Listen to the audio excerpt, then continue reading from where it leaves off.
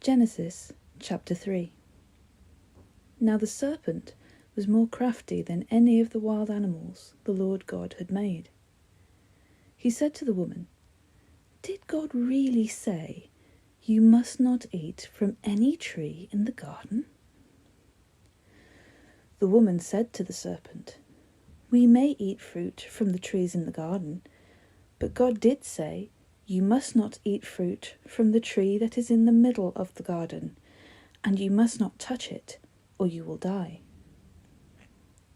"You will not surely die," the serpent said to the woman, "for God knows that when you eat of it, your eyes will be opened, and you will be like God, knowing good and evil."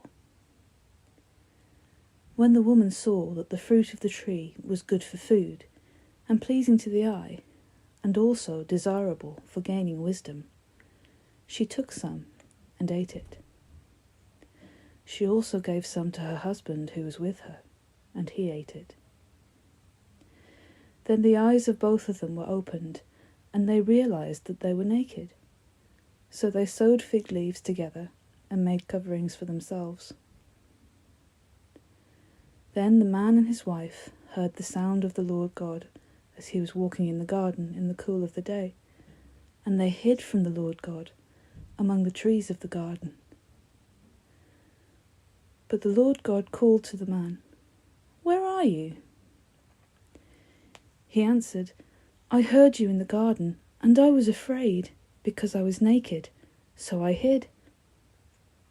And he said, "Who told you you were naked? Have you eaten from the tree from which I commanded you not to eat?" The man said, "The woman you put here with me, she gave me some fruit from the tree, and I ate it." Then the Lord God said to the woman, "What is this you have done?" The woman said, "The serpent deceived me, and I ate." So the Lord God said to the serpent, "Because you have done this, cursed are you above all the livestock and all the wild animals. You will crawl on your belly, and you will eat dust all the days of your life. And I will put enmity between you and the woman, between your offspring and hers. He will crush your head, and you will strike his heel." To the woman he said, "I will greatly increase your pains in childbearing. With pain you will give birth to children. Your desire will be for your husband, and he will rule over you." To Adam he said, "Because you listened to your wife, and ate from the tree about which I commanded you, you must not eat of it. Cursed is the ground because of you. Through painful toil you will eat of it all the days of your life. It will produce thorns and thistles for you, and you will eat the plants of the field. By the sweat of your brow you will eat your food, until you return to the ground, since from it you were taken. For dust you are, and to dust you will return." Adam named his wife Eve, because she would become the mother of all the living.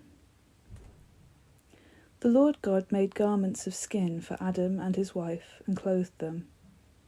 And the Lord God said, "The man has now become like one of us, knowing good and evil.